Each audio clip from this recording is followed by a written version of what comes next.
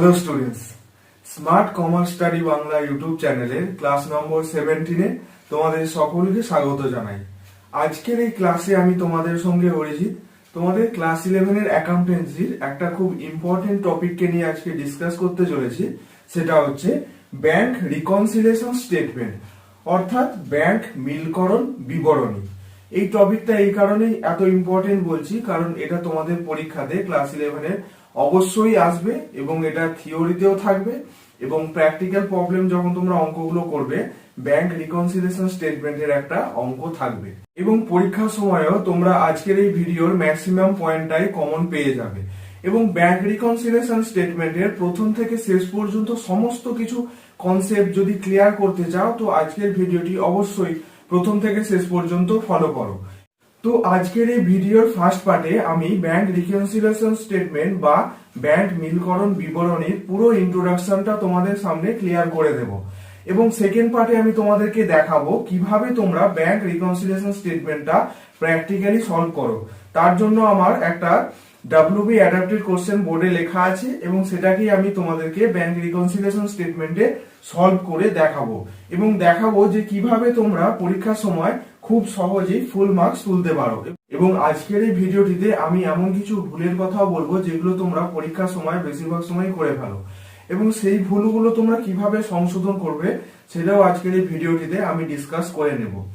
আর ভিডিওর প্রথম দিকে বলে রাখি যে যারা যারা ব্যাংক রিকনসিলিয়েশন স্টেটমেন্টে শুধুমাত্র অঙ্ক করছো, ব্যাংক রিকনসিলিয়েশন স্টেটমেন্টটা কি বা কেন আমরা করছি, এর উপকারটা কি, মানে আমাদের অ্যাকাউন্টের ক্ষেত্রে এইসব কিছু জানো না, আমি তাদেরকে বলবো যে ব্যাংক রিকনসিলিয়েশন স্টেটমেন্টের পুরো কনসেপ্টটা ক্লিয়ার করো।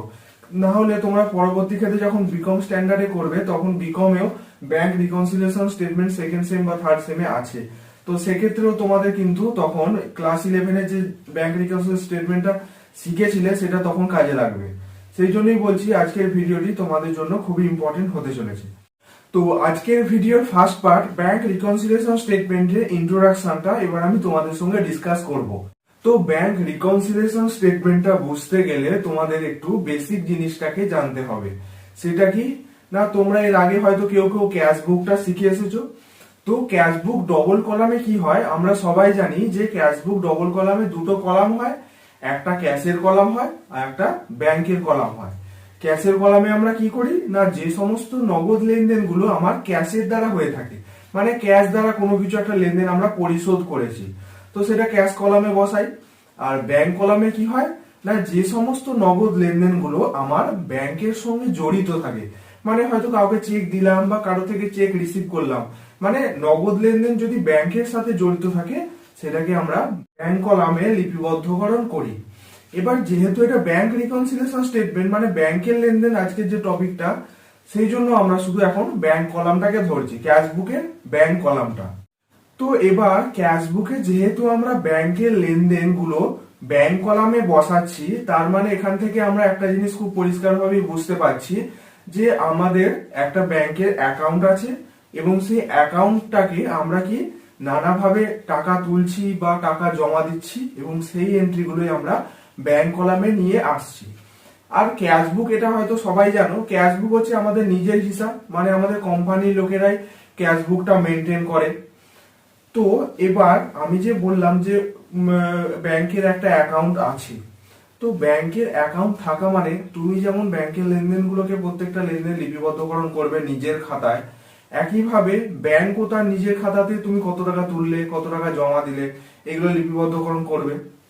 তো ব্যাংক যে বইয়েতে কোনো একটা কাস্টমারের নামে হিসাব নিকাশকরণ করে বা অ্যাকাউন্ট মেনটেন করে সেটাকে আমরা পাসবুক বলবো, আর আমরা যে হিসাবটা মেনটেন করছি ব্যাংকের কলামে সেটাকে আমরা ক্যাশ বুক বলবো, এটা আমরা সবাই জানি। তো এবার পাসবুক আর ক্যাশ বুক এই দুটো বইকে ধরেই আমার ব্যাংক রিকনসিলিয়েশন স্টেটমেন্টের বেশিরভাগ পার্টটাই। এবার আমি তোমাদেরকে একটা খুব ছোট্ট উদাহরণ দিচ্ছি, যেটা শুনলেই তোমাদের ক্যাশ বুক আর পাসবুকের পুরো কনসেপ্টটা ক্লিয়ার হয়ে যাবে। যে সাপোজ এরকম ধরো যে SBI ব্যাংকে আমার একটা অ্যাকাউন্ট আছে, অর্থাৎ SBI ব্যাংকের আমি একজন কাস্টমার। তো ব্যাংকের সাথে আমার যাবতীয় কিছু লেনদেন যা যা আসবে সেগুলো কি করি আমি একটা বইয়েতে, আমি নিজের বইতে একটা লিপিবদ্ধকরণ করছি। মানে ব্যাংক থেকে আমি কত টাকা তুলছি, ব্যাংকে আমি কত টাকা জমা দিচ্ছি, এই টাকা জমা দেওয়ার জন্য ব্যাংক কত টাকা আমাকে ইন্টারেস্ট দিচ্ছে, এই যাবতীয় কিছু আমি একটা নিজের হিসাব বইতে লিপিবদ্ধকরণ করছি। এবং এর ফলে আমি আমার ব্যাংকের সাথে কি কি লেনদেনগুলো করেছি সেইগুলো আমি আমার নিজের খাতাতে পরিষ্কারভাবে দেখতে পাবো। এই লেনদেনগুলো যেমন আমি নিজের খাতাতে লিপিবদ্ধকরণ করব, একইভাবে ব্যাংকও তো একটা হিসাব মেনটেন করবে আমার অ্যাকাউন্টের আন্ডারে। অর্থাৎ ব্যাংক আমার অ্যাকাউন্টে কত টাকা ঢুকলো, কত টাকা বেরিয়ে গেল, এই লেনদেনগুলো ব্যাংকও নিশ্চিতভাবেই বসাবে। তো ব্যাংক যে বইতে এই লেনদেনগুলোকে লিপিবদ্ধকরণ করবে সেটাকে আমরা পাসবুক বলবো, আর আমরা আমাদের নিজের বইতে ব্যাংকের লেনদেনগুলো যে বইতে বসাবো সেটাকে আমরা ক্যাশবুক বলবো। আর একটা জিনিস, তোমাদের যাদের যাদের ব্যাংকের অ্যাকাউন্ট আছে তারা নিশ্চিতভাবে এটা জানবে যে ব্যাংকে যদি অ্যাকাউন্ট খোলা হয়, ব্যাংক দেখবে একটা পাসবুক নামে একটা বই দেয়, সেটা কিন্তু এক্স্যাক্টলি পাসবুক নয়, সেটাকে আমরা ক্যাশবুক বলি। সেখানে আপডেটের মাধ্যমে কি হয় যে তোমরা কত টাকা ব্যাংকে ব্যালেন্স আছে সেটা তোমরা দেখতে পাও। এবার ধরো সাপোজ যে তোমাদের যে বইটা দিল সেটা তোমরা আপডেট করলে না, এবার তুমি কি করলে, তুমি জানো না তোমার অ্যাকাউন্টে কত টাকা আছে, তুমি ব্যাংকে গেলে সেখানে এক কর্মচারীকে জিজ্ঞেস করলে যে আমার ব্যাংকে কত টাকা ব্যালেন্স আছে সেটা একটু বলুন। তো সেই কর্মচারী কি করলো, তোমার অ্যাকাউন্টে গিয়ে কত টাকা আছে সেই তোমার ব্যালেন্সটা, অ্যাকাউন্টের ব্যালেন্সটা তোমাকে বলে দিল। এই যে কর্মচারীটা তোমার অ্যাকাউন্টে গিয়ে বলে দিল, এই অ্যাকাউন্টটা যে বইতে লিপিবদ্ধকরণ থাকে সেটাকে আমরা পাসবুক বলবো। এটা কিন্তু পুরোটাই নিজেদের হিসাব কখনোই নয়, এটা পাসবুকের হিসাব, অর্থাৎ ব্যাংকের কর্মচারীদের হিসাব। এবার আমরা জানবো যে ব্যাংক রিকনসিলিয়েশন স্টেটমেন্টের প্রয়োজনীয়তাটা আমার কোথায়, মানে ব্যাংক রিকনসিলিয়েশন স্টেটমেন্টটা আমরা কেন অ্যাকাউন্টের খাতাতে মেনটেন করব। তোমরা যদি আরেকবার ক্যাশবুকে আসো তাহলে এই কারণটা তোমরা খুঁজে পেয়ে যাবে। তোমরা যারা যারা ক্যাশবুক শিখে এসেছো তারা নিশ্চিতভাবে সবাই জানো যে ক্যাশবুক হচ্ছে আমার একটা সারা বছরের হিসাব। সারা বছরে আমার যা যা নগদ লেনদেনগুলো হয় সেগুলো আমরা ক্যাশবুকে লিপিবদ্ধকরণ করি। আমি এখন জাস্ট ব্যাংকের কলামটা দিয়ে বোঝাবো, কারণ ব্যাংক রিকনসিলিয়েশন স্টেটমেন্টের এটা কাজ হচ্ছে। তো সারা বছরে আমার যা যা ব্যাংকের লেনদেনগুলো আসে সেগুলো আমার ডেবিট ক্রেডিট করে একটা ব্যালেন্স আসে। তো সেই যে ব্যালেন্সটা আসে একইভাবে পাসবুকেও একটা ব্যালেন্স আসবে, যেহেতু ওখানেও একটা লেনদেন হয় আমার অ্যাকাউন্টে। তো পাসবুকেও সারা বছরের হিসাব করে একটা ব্যালেন্স আসে। এবার যদি এরকম দেখা যায় যে আমার নিজের হিসাব বুক বা ক্যাশ বুকে আমার ব্যাংক কলামের ব্যালেন্স এসেছে 1,00,000 টাকা, একইভাবে পাসবুক মানে যেটা ব্যাংক মেনটেন করছে তার ব্যালেন্স এসেছে, মানে ব্যালেন্স সিডিটার কথা আমি বলছি, ব্যালেন্স সিডি এসেছে 90,000 টাকা। অর্থাৎ ক্যাশবুক আমার 1,00,000 টাকা এসেছে আমার নিজের হিসাবে, আর ব্যাংকের পাসবুকে এসেছে 90,000 টাকা, মানে পাসবুকে 10,000 টাকা কম এসেছে আর আমার নিজের বই অর্থাৎ ক্যাশবুকে 10,000 টাকা বেশি এসে গেছে। এবার যেহেতু একই অ্যাকাউন্টেরই দুটো বইতে একই ট্রানজেকশন লিপিবদ্ধকরণ করা হয়, তো দুটো বুকের ব্যালেন্স সমান আসার কথা, তাই তো? কারণ আমরা এখানেও যা লেনদেনগুলো বসাই ব্যাংকও একইভাবে সেই লেনদেনগুলো তার বইতে বসায়। তো আমার ক্যাশবুক আর পাসবুকে দুটো বইয়েতেই দুটো ব্যালেন্স সমান আসার কথা, সেখানে দেখা গেল পাসবুক 10,000 টাকা কম এসেছে। তো এরকম যদি কন্ডিশন হয় তো সেক্ষেত্রে মানে ব্যালেন্সের যদি পার্থক্য হয় তো সেক্ষেত্রে আমার ব্যাংক রিকনসিলিয়েশন স্টেটমেন্টটা কার্যকর হবে। এবার সেটা কি রকম না, আমাকে পাসবুক আর ক্যাশবুক দুটো ব্যালেন্স আলাদা আসার জন্য দুটো বইকে মেলাতে হবে। আমাকে দেখতে হবে যে কোন বইটায় আমার ভুল ট্রানজাকশন লিপিবদ্ধকরণ করা হয়ে গেছে।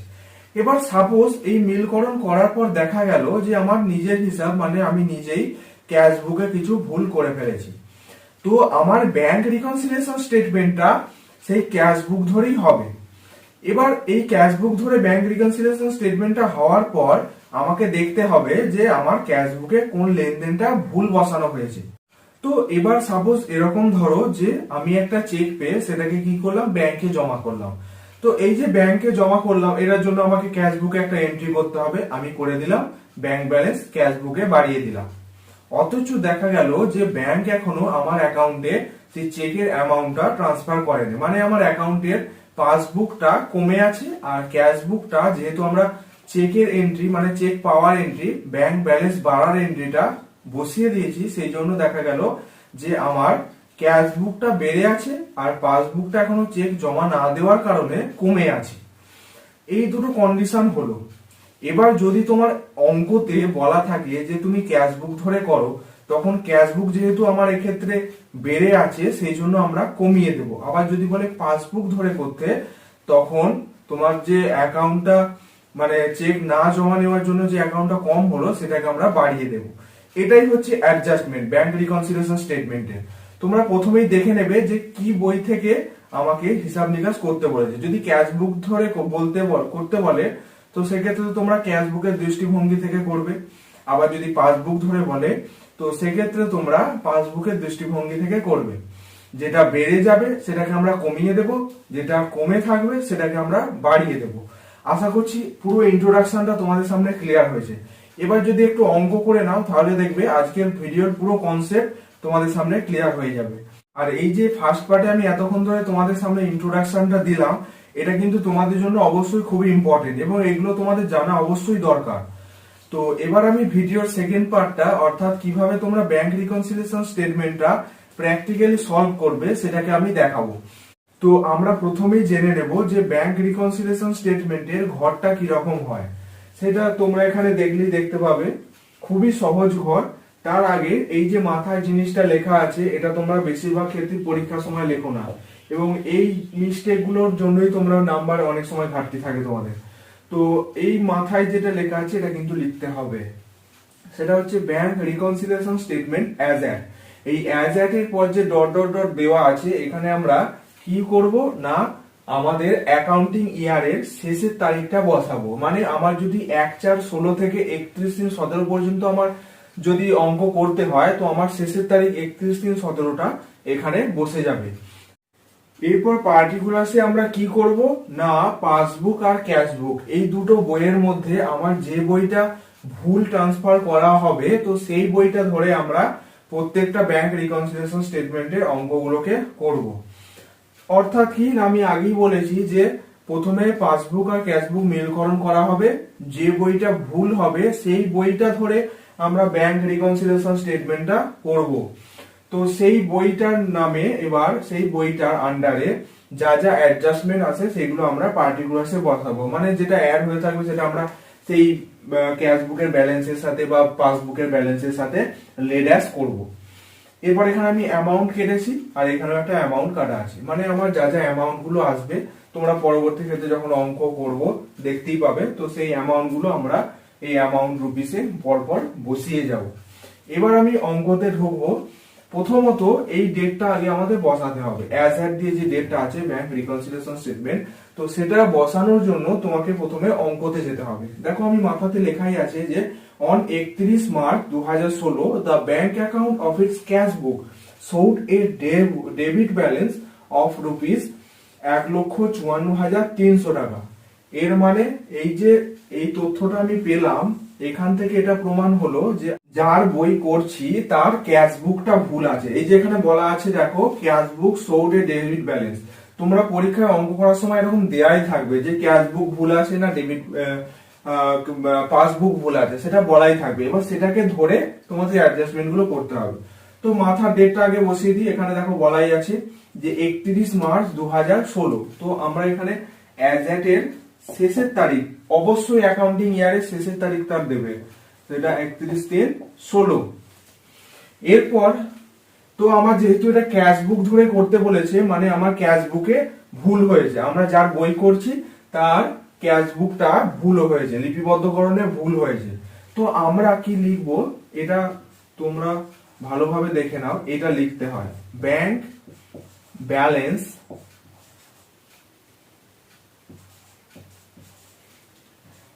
as per cash book। এটা ফার্স্টে লিখতে হবে যেহেতু আমরা ক্যাশ বুক ধরে অঙ্কটা করছি। এবার যে এই যে অ্যামাউন্টটা দেয়া আছে ডেবিট ব্যালেন্স মানে কি আমার ক্যাশ বুকের ডেবিট দিকে একটা ব্যালেন্স সিডি এসেছে, সেটা কত অ্যামাউন্ট 1,54,300 টাকা। সেটা আমরা এই যে 2 নম্বর অ্যামাউন্টটা এইখানে বসিয়ে দেব 1,54,300 টাকা। এখানে কিন্তু কোনো ডেবিট ক্রেডিটের ব্যাপার নেই, এখানে সমস্ত কিছুই একটা অ্যামাউন্টই যাবে। তো 1,54,300। এরপর আমার ক্যাশ বুকের যা যা ভুল হয়েছে সেটাকে আমরা অ্যাডজাস্টমেন্ট করব এই অ্যামাউন্টটার সাথে, 1,54,300 সাথে। তো এবার ফার্স্ট ভুলেতে এসো। তো কি আছে, cheque deposited but not yet credited by bank. মানে আমার কোম্পানি থেকে চেকটা ডিপোজিট করা হয়েছে কিন্তু ব্যাংকে এখনো জমা দেওয়া হয়নি। তো চেক ডিপোজিট করা মানে আমার কি হয়, ক্যাশ বুকের অ্যামাউন্ট বাড়বে, ব্যাংক ব্যালেন্সটা বাড়বে। আর পাসবুকে যেহেতু এখনো কোনো চেক জমা নেওয়া হয়নি তো পাসবুক অবশ্যই কমে আছে আর ক্যাশ বুক বেড়ে আছে। এটা কিন্তু বুঝতে হবে, তোমরা যখনই অঙ্ক করবে আগে বুঝবে যে কোন বইটা কি বেড়ে আছে না কমে আছে, যে বইটা ধরে তোমরা অঙ্কটা করবে। তো এক্ষেত্রে চেক ডিপোজিট করা হয়েছে সেটা ব্যাংকে, কিন্তু এখনো ব্যাংক জমা করেনি। তো আমার নিজের হিসাব অর্থাৎ ক্যাশ বুকে আমরা দেখিয়ে দিয়েছি যে চেক জমা করেছে, মানে আমার ব্যাংক ব্যালেন্স বেড়ে গেছে। তো ক্যাশ বুক বেড়ে গেছে, পাসবুক কমে আছে। তো ক্যাশ বুক যেহেতু বেড়ে আছে এবং আমরা যেহেতু ক্যাশ বুক ধরেই অঙ্কটা করছি, তো আমরা লেস করে দেবো। আমরা এইখানটায় যেহেতু এখানে অ্যাড লেস হবে, আর এই যে ফাঁকা জায়গাটা দেখছো এখানে আমরা অ্যাড এর এন্ট্রি গুলো পরপর যা যা আসবে সেগুলো বসাবো। তো এখানে আমরা লেস করব কি বলে, চেক এই যে লেনদেনটা আছে এটাই তোমরা বসিয়ে দাও, যে cheque deposited but not yet credited by bank. এখানে তোমাদের ভাবার কিছু নেই, মানে এখানে অ্যাডে কি ভাষাটা লিখবে বা লেসে কি ভাষা লিখবে এইসব কোনো ভাবার দরকার নেই, শুধু এই লেনদেনটা যেটা আছে এটা বসিয়ে দিলেও হবে। তো 75,450 টাকাটা আমরা এই প্রথম অ্যামাউন্টের রুপিসে বসাবো। তোমরা এখানে দেখতেই পাচ্ছ যে প্রথম লেনদেনের এই অ্যামাউন্ট, এই যে 75,450 টাকা, সেটা আমরা বসিয়ে দিলাম। তো আমার এই অ্যামাউন্টটা ফার্স্ট অ্যামাউন্ট রুপিসে এই কারণেই বসানো, সেটা হচ্ছে যে এর পরে যদি কোনো এন্ট্রি ভুল করা থাকে এবং সেটাকে যদি লেস করতে হয়, প্রথমত এটার সাথে যোগ হবে, দিয়ে এই যে আমার ডেবিট ব্যালেন্সটা ক্যাশ বুকের আছে এটা পরে লেস হবে। এরপরে 2 নম্বর হচ্ছে cheque issued but not yet presented by bank. এই চেক ইস্যু আর চেক ডিপোজিট দুটো কিন্তু আলাদা। আমরা যদি কাউকে চেক দিই আর চেক জমা দিই, এই দুটো তফাৎ। চেক যদি কাউকে দেওয়া হয় স্বাভাবিকভাবে সেটা ব্যাংক ব্যালেন্স কমবে, আর চেক যদি জমা দেওয়া হয় ব্যাংকে সেক্ষেত্রে ব্যাংক ব্যালেন্স বেড়ে যাবে। তো এক্ষেত্রে চেক ইস্যু করা হয়েছে কিন্তু এখনো ব্যাংক দেয়নি, এর মানে কি এখানটা কি কেস হয়ে আছে, চেক ইস্যু করা হয়েছে মানে হচ্ছে আমার ক্যাশ বুক কমে গেছে। যেহেতু চেক দেওয়া হয়েছে আমরা ধরে নিয়েছি যে চেক দেওয়া হয়ে গেছে মানে ব্যাংকও চেক দিয়ে দিয়েছে, তো আমার ক্যাশ বুক কমে আছে। আর ব্যাংক যেহেতু এখনো চেকটা কাউকে দেয়নি মানে এখনো প্রেজেন্ট করেনি কাউকে, তার মানে পাসবুক আমার বেড়ে আছে। যেহেতু আমরা ক্যাশ বুক ধরে অঙ্ক করছি তো এক্ষেত্রে যেহেতু ক্যাশ বুকটা কমে আছে আমরা এটাকে বাড়িয়ে দেব। যে কোনো লেনদেনই করো তোমরা, যদি সেটা কমে থাকে সেটা আমরা বাড়িয়ে দেব, আর যদি বেড়ে থাকে সেটাকে আমরা কমিয়ে দেবো। এটা আগেও আমি বললাম একবার। তো এক্ষেত্রে এই যে লেখা আছে এটা লিখে দিলেও হবে, এটা কোনো তোমাদের নাম্বার কাটবে না। তো cheque issued but not yet presented. এখানে নিজেরা যদি কোনো ভাষা তৈরি করে লিখতে পারো তাতেও হবে, যদি ঠিক করতে পারো তো সেক্ষেত্রেও হবে, আর যদি লেনদেনটাই বসিয়ে দাও তাতে কোনো প্রবলেম নেই। Presented by bank. তো কত টাকা, 80,760 টাকা এই যে দেওয়া আছে এটা আমরা এই অ্যামাউন্টে বসিয়ে দেব। এরপর পরের এন্ট্রিটা এসো যে bank charge not yet recorded in the cash book. মানে ব্যাংক আমার একটা চার্জ কেটে নিয়েছে, মানে পাসবুক আমার কমে আছে কিন্তু আমরা জানি না, মানে আমার ক্যাশ বুকে কোনো এন্ট্রি করা হয়নি, তার মানে ক্যাশ বুক আমার বেড়ে আছে। আর যেহেতু ব্যাংক চার্জটা ব্যাংক কেটেছে তার মানে পাসবুক কমে গেছে। তো যেহেতু আমরা ক্যাশ বুক ধরে অঙ্কটা করছি এবং ক্যাশ বুক যেহেতু এখনো বেড়ে আছে, সেখানে ব্যাংক চার্জের এন্ট্রিটা এখনো বসানো হয়নি বলে তো ক্যাশ বুক কমিয়ে দেবো আমরা, যেহেতু এটা বেড়ে আছে। তো সেটা আমরা কমিয়ে দিই। সেটা কি বলে লিখবো, এটা লিখলেও হবে যে bank charge not yet presented recorded in the cash বুক, এটা লিখে দিলেও হবে।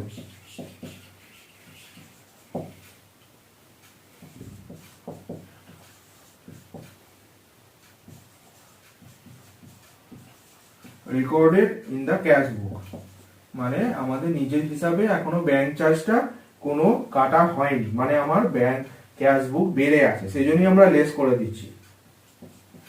তোমাদের ব্যাংক রিকনসিলিয়েশন স্টেটমেন্টের একটা জিনিসই শুধু মনে রাখতে হবে, সেটা হচ্ছে যে যদি এইটুকু ক্লিয়ার করতে পারো যে আমার কোন বুকটা বেড়ে আছে কোন বুকটা কমে আছে, তাহলেই তোমার অঙ্ক হয়ে গেল। যেটা কমে থাকবে সেটাকে আমরা বাড়িয়ে দেবো, আর যেটা বেড়ে থাকবে সেটাকে আমরা কমিয়ে দেবো। তো 3 নম্বর এন্ট্রিটা 1135 টাকা দেওয়া আছে, এখানে 1135 টাকা হয়ে যাবে।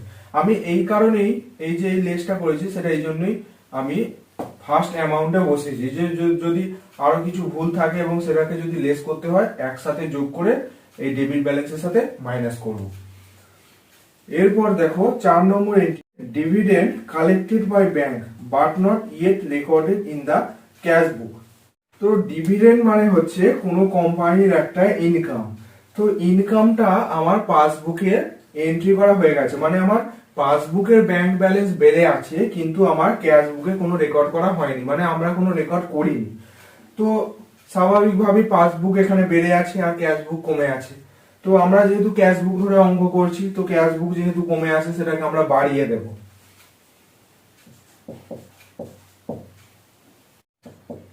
ডিভিডেন্ড কালেক্টেড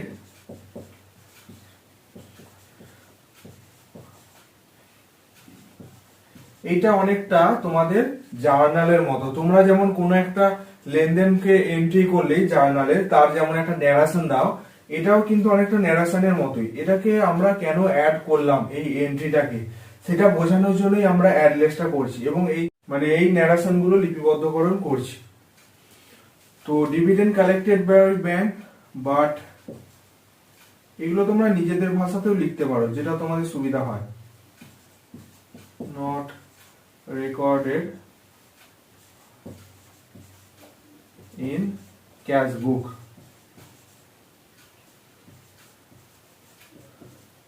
এবার যে 1000 টাকা আছে সেটাকে আমরা এইখানে বসিয়ে দেব। এবার আমার যা কিছু ভুল ছিল ক্যাশ বুকের সমস্ত কিছু আমার ব্যাংক রিকনসিলিয়েশন স্টেটমেন্টে বসানো হয়ে গেছে। এবার আমাদের কি করতে হবে, যেহেতু এইগুলো অ্যাডলেস করে লেখা আছে, এই যে এই দুটো এন্ট্রি আমি অ্যাড বলে লিখেছি, এটা কার সাথে অ্যাড হবে, অবশ্যই সেটা ক্যাশ বুকের ডেবিট ব্যালেন্সের সাথে অ্যাড হবে। তো প্রথমত এই যে দুটো অ্যাড হয়েছে এটাকে আমরা যোগ করব। তো 80,760 আর 1000 যোগ করে হচ্ছে 81,760। এবার এই দুটো এন্ট্রি যেহেতু অ্যাড বলা আছে, তো আমরা ক্যাশ বুকের ডেবিট ব্যালেন্সের সাথে এটা অ্যাড করে দেব এবং একইভাবে যখন আমরা এটা এই দুটো ব্যালেন্স বার করব একইভাবে সেটা লেস করে দেব, যেহেতু এখানে লেস শব্দটা লেখাই আছে। তো আমার এই দুটো যোগ করে যেটা আসছে 2,36,060 টাকা। এরপর এই যে অ্যামাউন্টটা আমার এলো এটা অ্যাড করে এরপর আমাদের লেস করতে হবে। প্রথমে আমার লেস যে দুটো লেস হয়েছে এটাকে আমরা যোগ করব, এটা কিন্তু লেস করে ফেলুনি, মানে 75,450 থেকে 1135 এটা যেন লেস করবি। এই দুটোকে যোগ করে যে আমার অ্যামাউন্টটা এখানে বেরিয়েছে সেটার সঙ্গে লেস হবে। তো আমার এই যে দুটো লেস হয়েছে এই দুটো যোগ করে আমার আসছে 76,585 টাকা। এরপর এই যে টোটাল অ্যামাউন্টটা এলো এটার সঙ্গে আমার এই টোটাল অ্যামাউন্টটা মাইনাস করতে হবে। তো আমার 2,36,060 থেকে 76,585 এটা বাদ দিয়ে যেটা আসবে সেটা কিন্তু আমার পাসবুকের ব্যালেন্স হবে। এটা যদি তোমরা একটু ভাবো তাহলে দেখবে এটা এই কথাটা তোমাদের সামনে ক্লিয়ার হয়ে যাবে। মানে আমার ক্যাশ বুকটা পাসবুকের সমান আসার জন্যই তো এই অ্যাডজাস্টমেন্ট গুলো করা। তো এই অ্যাডজাস্টমেন্ট গুলো করার পর যেই আমার ব্যালেন্সটা বেরোবে সেটা অবশ্যই পাসবুকের সাথে মিলে যাবে। সেই কারণে আমরা একটা ব্যাংক রিকনসিলিয়েশন স্টেটমেন্ট বলছি, অর্থাৎ ব্যাংক মিলকরণ বিবরণী। সেখানে সেই জন্য আমরা অ্যাড লিস্টটা করছি যাতে ব্যাংকের সাথে ব্যাংকের ব্যালেন্সের সাথে সমান হয়। তো আমার যে এই যে অ্যামাউন্ট আমি লিখছি তো এই যে অ্যামাউন্টটা আমি লিখলাম, এই অ্যামাউন্টটা আমার এখানে আমাকে লিখতে হবে, যেটা বলে সেটা হচ্ছে bank balance as per passbook. অর্থাৎ আমার এই যে অ্যামাউন্টটা আমার বেরোলো, টোটাল অ্যামাউন্টটা, এটা আমার পাসবুকের ব্যালেন্সের সাথে অবশ্যই মিলবে। সেই কারণেই আমার যাবতীয় কিছু অ্যাডজাস্টমেন্ট গুলো কিন্তু করা। তো আজকের এই টপিকটা, যেটা আজকের এই ভিডিওটিতে আমার ডিসকাস করা ছিল, সেটা এখানেই শেষ হলো। আমার আজকের এই ভিডিওটি কেমন লাগলো তোমরা অবশ্যই কমেন্ট বক্সে জানিও। আর যাতে আরো স্টুডেন্টসরা এই ভিডিওটি সম্পর্কে কিছু কনসেপ্ট ক্লিয়ার করতে পারে, তার জন্য শেয়ার করবে। আর পরবর্তী ভিডিও পাওয়ার জন্য অবশ্যই সাবস্ক্রাইব করে দেবে।